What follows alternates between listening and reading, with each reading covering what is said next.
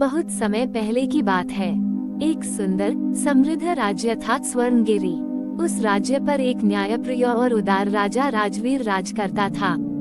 उसकी रानी सती श्री सौंदर्य, बुद्धि और करुणा की मिसाल थी।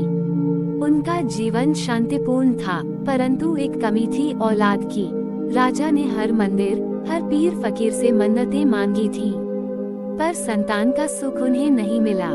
उसी राज्य के एक दूरस्थ गांव में रहती थीं 3 अनाथ बहनें, रूपवती, गुणवती और जैनब। तीनों ही सुंदर, संस्कारी और स्वाभिमानी थीं, पर उनमें सबसे छोटी जैनब सबसे समझदार और दूरदर्शी थी।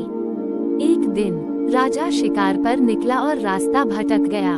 उसी जंगल में उसे ये 3 बहनें दिखीं, जो पेड़ों की छांव में गीत गा रही थीं। राजा मंत्रमुग्ध हो गया। जब उसने उनकी बातें सुनी तो रुक गया। सबसे बड़ी बहन बोली, काश मैं राजा की रानी होती तो पूरे राज्य के लिए कंबल बुनती। दूसरी बोली, मैं होती तो सबको स्वादिष्ट भोजन बनाकर खिलाती। तीसरी जैनब ने मुस्कुराकर कहा, अगर मैं रानी होती तो राजा को एक बहादुर बेटा देती। राजा ने छिपकर सब सुना और अगली सुबह तीनों बहनों को महल बुला भेजा। राजा ने जैनब से विवाह किया। बाकी 2 बहनों को महल में नौकरानी की हैसियत से रखा गया। बस तभी से जलन, द्वेष और षड्यंत्र शुरू हो गया। कुछ ही महीनों में जैनब ने एक सुंदर पुत्र को जन्म दिया, पर उसकी सौतेली बहनों ने उस बच्चे को नदी में फेंक दिया और उसके स्थान पर एक मरा जानवर रख दिया। राजा को धोखे में रखकर जैनब को कटघरे में खड़ा कर दिया गया और उसे जंगल में निर्वासित कर दिया गया। जंगल में भटकती जैनब न भूख न पानी, बस अपने बच्चे को याद करते हुए आंखों में आंसू और दिल में दर्द लिए चलती रही। तभी उसे एक हरे पंखों वाला रहस्यमय पाखी दिखाई दिया। पाखी बोला, जैनब, मैं जानता हूँ तुम कौन हो और तुम्हारे साथ क्या हुआ है।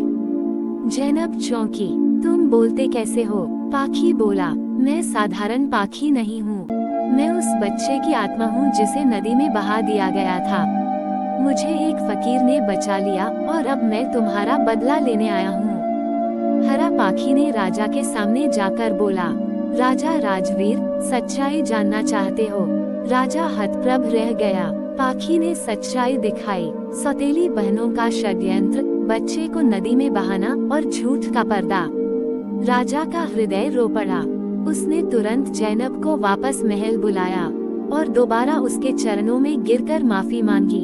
पाखी ने खुद को इंसानी रूप में बदला और एक युवा राजकुमार बन गया।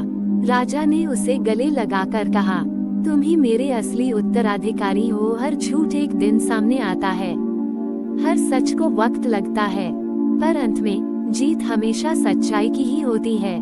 जैनब की ममता, विश्वास और धैर्य ने उसे फिर से रानी बनाया और उस हरे पाखी ने ये साबित कर दिया कि कोई शक्ति एक माँ की ममता से बड़ी नहीं हो सकती। और जो दूसरों का बुरा करते हैं वे एक न एक दिन पत्थर बन जाते हैं, ठीक उन बहनों की तरह।